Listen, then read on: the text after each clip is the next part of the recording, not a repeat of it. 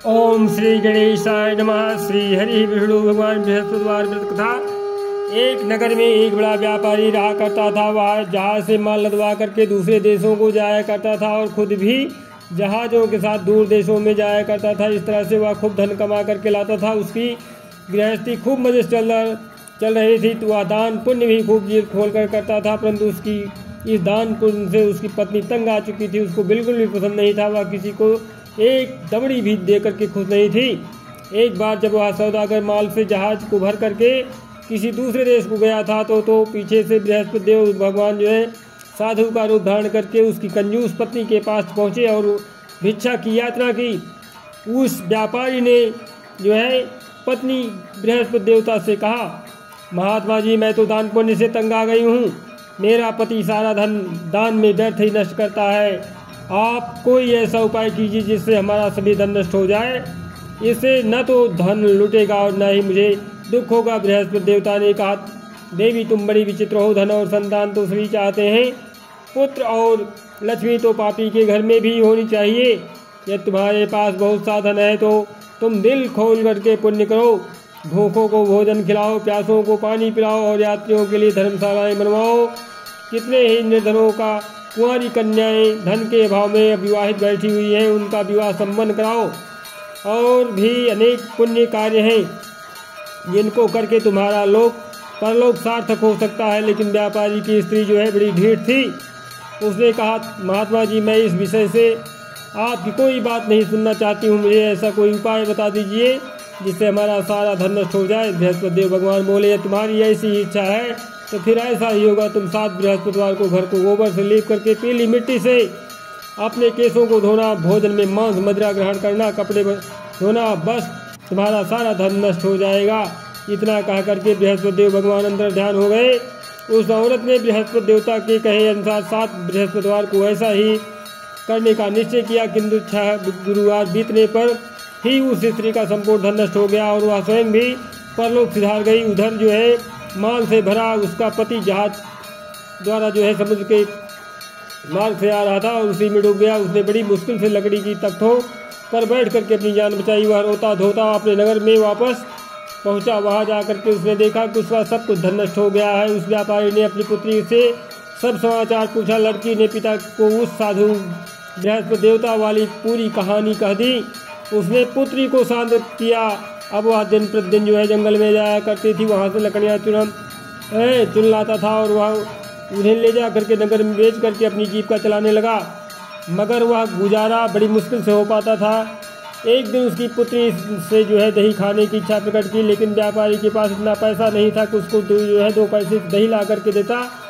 लकड़हारा उसे आश्वासन दे करके जंगल में जा करके एक वृक्ष के नीचे बैठ करके अपनी पूर्व दशा को विचार करके रोने लगा। वह गुरुवार का दिन था। बृहस्पतिवार भगवान बृहस्पति देवता उसकी यह अवस्था देख करके साधु का रूप धारण करके उस व्यापारी के पास आ पहुंचे और कहने लगे, लकड़हारे तो इस जंगल में किस चिंता में बैठा है? व्यापारी ने उत्तर दिया, महाराज, आप सब कुछ जाने वाले हैं। इतना कह करके उसने आर्द्रकंठ द्वारा और भीगी आंखों से बृहस्पति देवता को अपनी आप बीती हुई कहानी सुना दिया। बृहस्पति देवता भगवान कहते हैं कि भाई, तुम्हारी पत्नी गुरुवार के दिन जो है भगवान का अपमान किया था, इसी कारण तुम्हारा हाल हुआ है। तुम्हारा सब कुछ धन नष्ट हो गया, लेकिन तुम अब किसी प्रकार की कोई चिंता ना करो। भगवान तुम्हें पहले से अधिक धनवान कर देंगे। तुम मेरे कहे अनुसार गुरुवार के दिन बृहस्पति का पाठ किया करो। 2 पैसे के चने और मुनक्का मंगवा करके जल के लोटे में थोड़ी सी शक्कर डाल करके वह अमृत प्रसाद परिवार के सब सदस्यों को तथा कथा सुनने वालों को बांट दो और खुद भी अमृत पान किया करो तथा प्रसाद खाया करो, तो भगवान तुम्हारी सब मनोकामनाएं पूरी करेंगे। साधु को प्रसन्न देख करके उस व्यापारी ने कहा, महाराज, मुझे लकड़ियों में से इतना पैसा नहीं मिलता है कि मैं 2 पैसे की दही ला करके अपनी इकलौती कन्या को खिला सकूं। उसको मैं हर रोज जो है झूठा आश्वासन दे करके टालता रहता हूँ। बृहस्पति भगवान बोले कि भक्त नाराज, तुम ना चिंता करो, ना नाराज हो। आगामी अगले गुरुवार को बृहस्पतिवार को तुम शहर में लकड़ियाँ बेचने के लिए जाना। तुमको उस दिन जो है लकड़ियों के 4 पैसे अधिक मिल जाएगी, जिसमें से तुम 2 पैसे का दही ला करके अपनी पुत्री को खिलाना और 2 पैसे का मुनक्का और चना ला करके गुरुवार के दिन जो है देवता की कथा करना। जल में जरा सा शक्कर चीनी डाल करके अमृत बनाना और कथा का प्रसाद जो है सब में बांट देना और खुद भी खाना, तुम्हारे सब काम सिद्ध हो जाएंगे। इतना कह करके बृहस्पति देवता अंतर्ध्यान हो गए। गुरुवार के दिन उस व्यापारी ने जंगल में से लकड़ियाँ इकट्ठी की और शहर में बेचने के लिए गया। उसको जो है उस दिन 4 पैसे अधिक मिले, जिनमें से 2 पैसे की दही ला करके उसने अपनी लड़की को दिया और 2 पैसे के चने और मुनक्का ला करके अमृत बना करके प्रसाद बांटा और प्रेम से खाया। उसी दिन से उसकी सब कठिनाइयाँ दूर हो गई। परंतु अगले बृहस्पतिवार को बृहस्पतिवार का व्रत करना भूल गया और कथा सुनना भूल गया। शुक्रवार को उस नगर के राजा ने आज्ञा दी कि कल मैंने एक बहुत बड़े यज्ञ का आयोजन करवाया है, इसलिए जो है कोई भी व्यक्ति अपने घर पर में अग्नि नहीं जलाएगा और चूल्हा नहीं जलाएगा, कोई कुछ नहीं पकाएगा। समस्त जनता मेरे यहाँ आकर के भोजन करेगी। इस आदेश की अवहेलना करेगा तो उसे सूली पर लटका दिया जाएगा। राजा की आज्ञा अनुसार अगले दिन जो है सब लोग राजा के महल में भोजन करने गए, लेकिन वह व्यापारी और उसकी लड़की जो है दोनों तनिक विलम्ब से पहुँचे। इतना ही हो, राजा ने उन दोनों को अपने महल में के अंदर ले जा करके भोजन करवाया। जब वह पिता पुत्री भोजन करके वापस आ गए तो महारानी की दृष्टि जो है उस खूंटी पर पड़ी जिस पर जो है उसका नौलखा हार लटका हुआ था। उस खूंटी पर अब हार नहीं था। महारानी को विश्वास हो गया कि उसका हार लकड़हारा और उसकी लड़की ये ले गए हैं। फौरन सिपाहियों को बुलवा करके दोनों बाप बेटी को कैद करवा करके जेल खाने में डाल दिया। कैद खाने में पड़ करके बाप बेटी दोनों अत्यंत ही दुखी हुए। वहाँ इन्होंने बृहस्पति देवता का स्मरण किया। बृहस्पति देवता वहीं प्रकट हो गए और व्यापारी से कहने लगे, महाराज भक्तराज, तुम पिछले सप्ताह बृहस्पति देवता की कथा करना भूल गए थे, इसलिए तुम्हारा यह हाल हो गया है। परंतु तुम किसी प्रकार की कोई चिंता ना करो, बृहस्पति देवता जो है प्रसन्न हो जाएंगे। बृहस्पतिवार के दिन कैद खाने के दरवाजे पर तुम्हें 2 पैसे पड़े मिलेंगे, तुम उसे पैसे उठा करके चने और मुनक्का मंगवा लेना और फिर विधिपूर्वक से बृहस्पति देवता का पूजन करना और कथा करना, तुम्हारे सभी कष्ट दूर हो जाएंगे। बृहस्पतिवार के दिन उस व्यापारी को जेल के मुख्य द्वार के पास जो है 2 पैसे पड़े हुए मिले। बाहर सड़क पर एक स्त्री जा रही थी। व्यापारी ने उसे बुला करके कहा कि बाजार से उसे 2 पैसे के मुनक्का और चना ला करके दे दीजिए ताकि मैं बृहस्पति देवता का कथा कर सकूं। इस पर जो है उस स्त्री ने कहा, मैं अपनी बहू के लिए कपड़े सिलवाने जा रही हूँ, मैं बृहस्पति भगवान को क्या जानूँ। इतना कह करके वह औरत वहाँ से चली गई। थोड़ी देर बाद वहाँ से एक और स्त्री निकली। व्यापारी ने उस स्त्री को बुलवा करके प्रार्थना की, बहन तुम मुझे बाजार से 2 पैसे का चना और मुनक्का ला कर दे दो, मुझे बृहस्पति देवता की कथा करनी है। वह स्त्री जो है बृहस्पति देवता का नाम सुनकर के बोली, बलिहारी जाऊँ, वीर भगवान के नाम पर मैं तुम्हें अभी मुनक्का और चना ला करके देती हूँ। मेरी इकलौता बेटा मर गया है, मैं उसके लिए कफन लेने जा रही थी, मगर अब जो है पहले तुम्हारा काम करूँगी, उसके बाद बेटे के लिए कफन लाऊंगी। उस स्त्री की ने व्यापारी से 2 पैसे के लिए और बाजार से चने में मुनक्का ले आई और जो है स्वयं बृहस्पति देवता की कथा सुनी।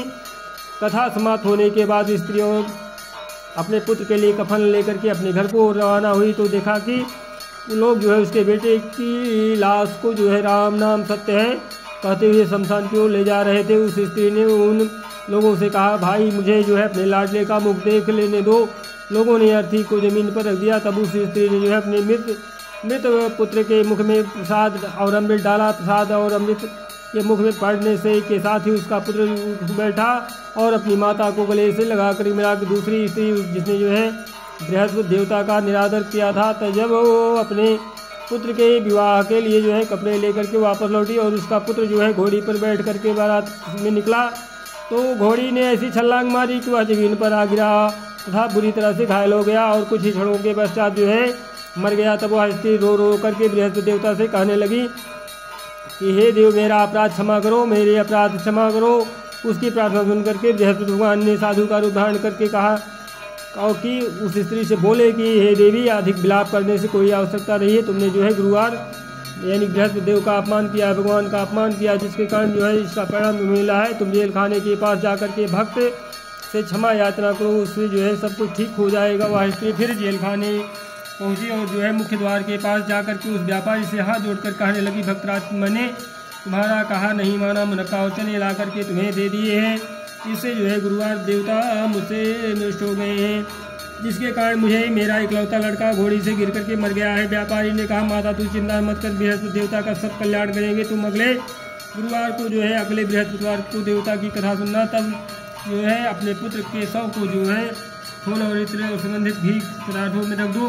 उस स्त्री ने ऐसा ही किया। बृहस्पतिवार का दिन भी आ पहुँचा। वह 2 पैसे के नक्का उचरे लेकर के पवित्र जल लौटे भर करके जेल के द्वार पर आ गई और श्रद्धा के साथ जो है बृहस्पति देवता की कथा सुनी। जब कथा समाप्ति हुई तो अमृत व प्रसाद लेकर के अपने मृत पुत्र के मुख में डाला। अचानक उसकी सांस जो है आने लगी और वह जो है उठ करके खड़ा हो गया। पुत्र को लेकर के वह महिला खुशी से अपने घर को रवाना हुई और बृहस्पति देवता के गुण गाने लगी। उसी दिन रात्रि में राजा को बृहस्पति देवता ने स्वप्न में दर्शन दिया और कहा, हे राजन, तूने जिस व्यापारी और उसकी पुत्री को जेलखाने में बंद कर रखा है वह दोनों निर्दोष हैं।